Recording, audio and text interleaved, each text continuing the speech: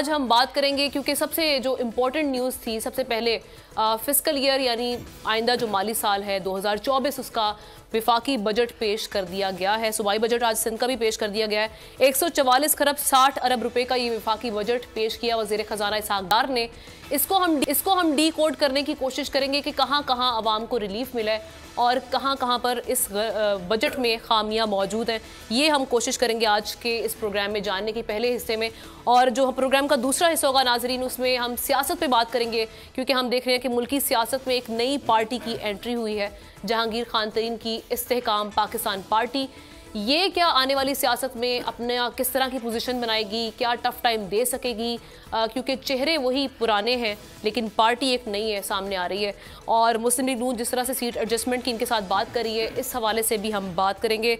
साथ ही साथ मियां नवाज शरीफ साहब की मुल्क में वापसी की खबरें एक बार फिर ज़ेरे बहस हैं, ज़ेरे गर्दिश हैं।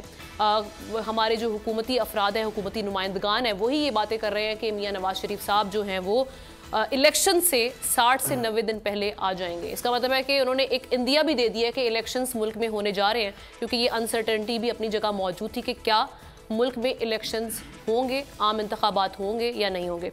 जरदारी साहब ने बड़ा इंपॉर्टेंट एक बयान दिया है। उन्होंने ये बात की है जी कि इलेक्शंस जब मैं चाहूँगा तब ये इलेक्शंस होंगे।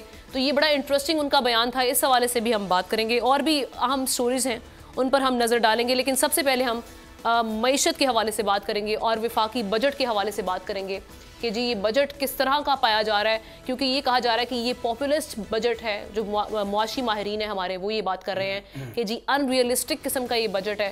अदलो इंसाफ की बात सब करते हैं, पर हकीकत में सच के साथ निडर होके खड़े रहने की जुर्रत नजर नहीं आती। बोल ने तश्कील दी 10 कोर्ट रिपोर्टर्स की टीम, जो केस की बेस तक जा पहुंचे। पैनल पे सफे अव्वल के लीगल एक्सपर्ट्स।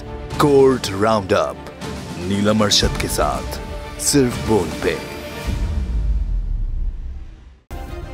सब्सक्राइब करें और बेल दबाएं ताकि कोई खबर रह न जाए।